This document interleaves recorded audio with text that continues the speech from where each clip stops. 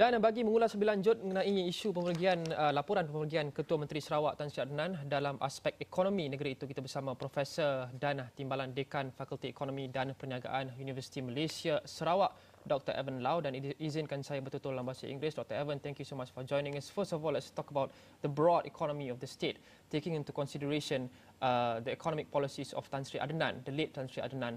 What do you think this will mean for the economic policies of that state moving forward? Very good evening. Thank you very much for interviewing me on Pleasure. on the this. Before I start, as a fellow Sarawakian, we feel deeply saddened by the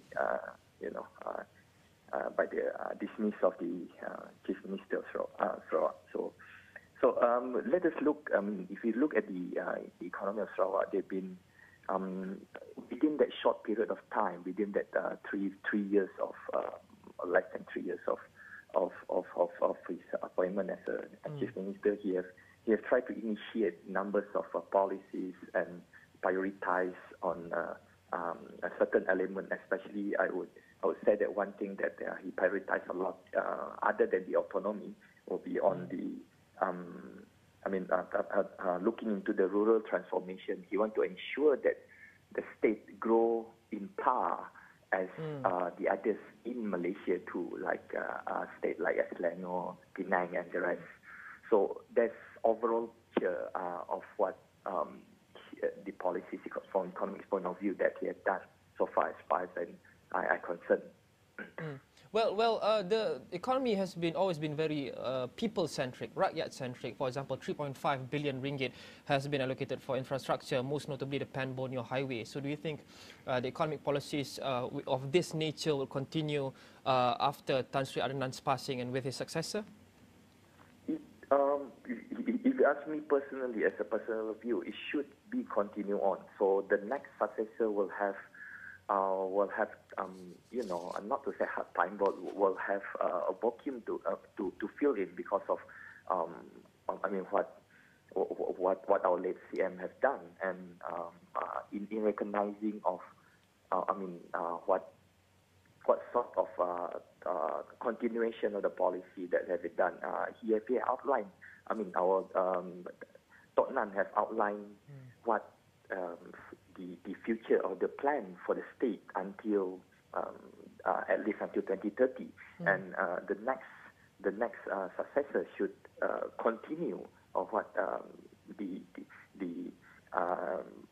policy that has been done, especially on the economic point of view, the rural transformation that I just said, and then the Pan-Borneo Highway, which is under building, and the rest and the rest of recognizing of how to ensure that the economy is growing rapidly in the state.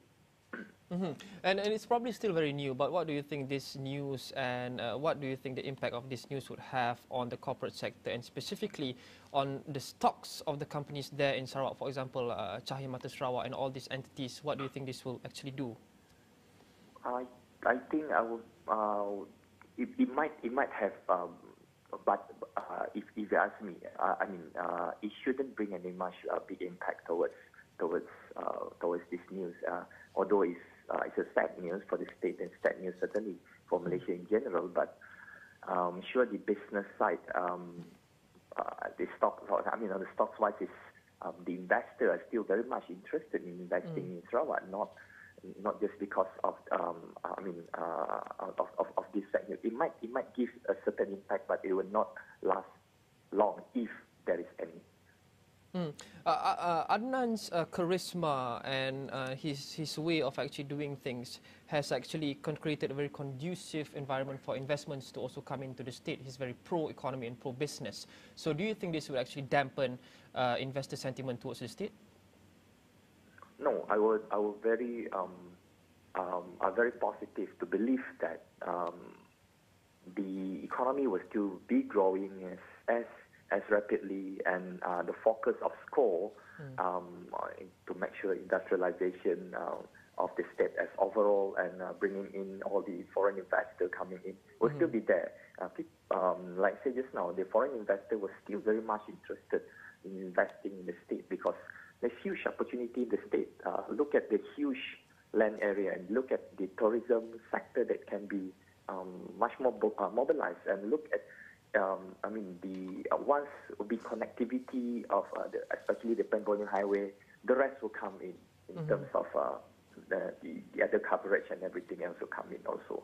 So I'm very positive that it will not be affected. Okay, thank you so much, Dr. Irvan Lau, Profesor dan Timbalan Dekan Fakulti Ekonomi dan Perniagaan Universiti Malaysia Sarawak, membincangkan mengenai pemergian Allahyarham Tan Sri Adnan Satin, Ketua Menteri, bekas Ketua Menteri Sarawak, dan apa kesannya kepada ekonomi Sarawak. Dan dari ekonomi Sarawak kita bergerak ke ekonomi Malaysia. Selepas ini